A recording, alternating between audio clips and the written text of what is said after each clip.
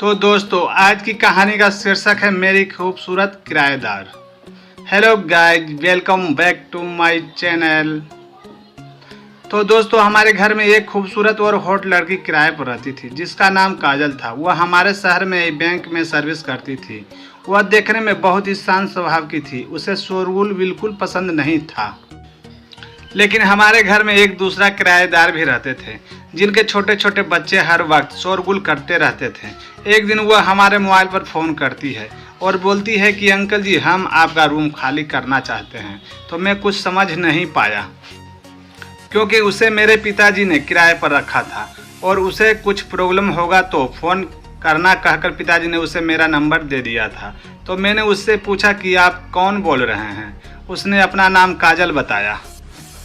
तो मैंने उसे कह दिया कि मैं मकान मालिक का बेटा बोल रहा हूँ। तो उसने मुझे अपना प्रॉब्लम बताया। फिर मैं अपने घर से निकलकर अपने पुराने वाले घर पर आ गया जहाँ वह रहती थी। मैंने उसे फर्स्ट टाइम देखा था। उसे देखा तो देखता ही रह गया। वह गजब की खूबसूरत और हॉट थी, मानो जैसे स्वर्ग से परी उतर आई हो। मैंने उससे कहा कि तुम्हें रूम खाली करने की कोई ज़रूरत नहीं है। मैंने दूसरे किराएदार को खाली करने के लिए बोल दिया है। वह 1-2 दिन में रूम खाली कर देगा। इतना कहकर मैं वहां से चल दिया। अब हम अपने पुराने घर पर रोज आने जाने लगे। अब मुझे काजल से कभी कभी बात होने लगी। अब हम दोनों की अच्छी जान पहचान हो गई थी। काजल मोहन को धन्यवाद करती है कि उसने मेरे चलते दूसरे किराएदार को रूम खाली करा दिए।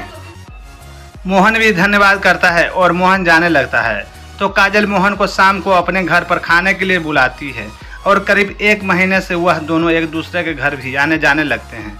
और दोस्तों आप जानते ही हैं कि काजल यहाँ अकेले रहती थी। काजल को अकेलापन अब बर्दाश्त नहीं होता है और वह मोहन को अपना साथी बना लेती है। बातों बातों में वह दोनों अपनी ज़रूरतों को पूरा करने की बातें करने लगते हैं और बातों बातों में दोनों एक दूसरे के करीब आ जाते हैं और दोनों में संबंध बन जाते हैं। तो दोस्तों आगे की कहानी अभी बाकी है। दूसरा पार्ट जरूर देखना।